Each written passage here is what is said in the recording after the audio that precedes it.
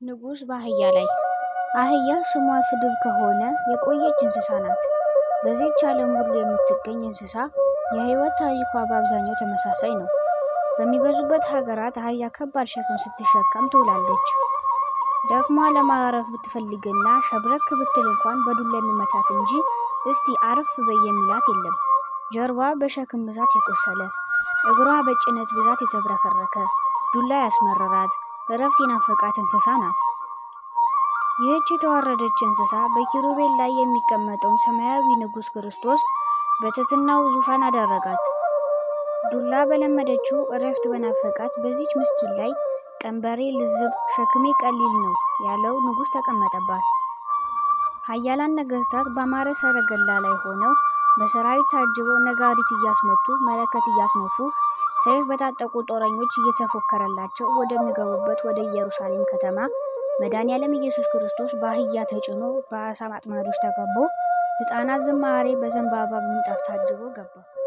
ፈርተው ሳይሆን ወደውት የሚዘምሩለት ንጉስ፣ ልብስ ገፎ የሚረግጥ ሳይሆን ልብሳቸውን አውልቀው ረግጠህ ለፍ የሚሉት ንጉስ፣ በቅንጦት ሰረገላ የሚሳፈር ሳይሆን በአህያ ከተቀመጥኩ ይበቃኛል የሚል ንጉስ ወደ ኢየሩሳሌም ገባ። የጽዮን ልጅ ሆይ ደስ ይበልሽ፣ ንጉስሽ የዋህ ሆኖ በአህያ በውርንጭቱ ላይ ተቀምጦ ወደ አንቺ ይመጣል የተባለላት ኢየሩሳሌም ምንኛ የታደለች ናት። የዋህና ትሁቱ ንጉስ ያላት፣ ከተማይቱን እያየ የሚያለቅስላት ንጉስ፣ መልካምነቱን ለመሸፈን ቢፈልጉ ሰዎች ስለ እርሱ አትናገሩ ቢሉ እንኳን የቢታንያ ድንጋዮች አፍ አውጥተው የሚመሰክሩለት ንጉስ ያላት ኢየሩሳሌም ምንኛ የታደለች ናት። የታሰሩትን አስታውሶ ያስፈልጉኛል ፈታችሁ አምጡልኝ የሚል ንጉስ የነገሰባት፣ ዘንባባ ተይዞ ስለ ሰላም የተዘመረላት፣ ሰላምሽ ዛሬ ነው የተባለላት ያቺ ከተማ ምንኛ የታደለች ናት። ወደ አህያይቱ ነገር እንመለስ። ያቺ ሸክም ያቆሰላት እረፍት የናፈቃት አህያ ክርስቶስ ፈታችሁ አምጡልኝ ብሎ ዙፋኑ አደረጋት የሚለው ታሪክ ለአህያ ብቻ ክብር የተሰጠበት ቀን መሆኑን የሚያሳይ ከመሰለን የዋሆች ነን።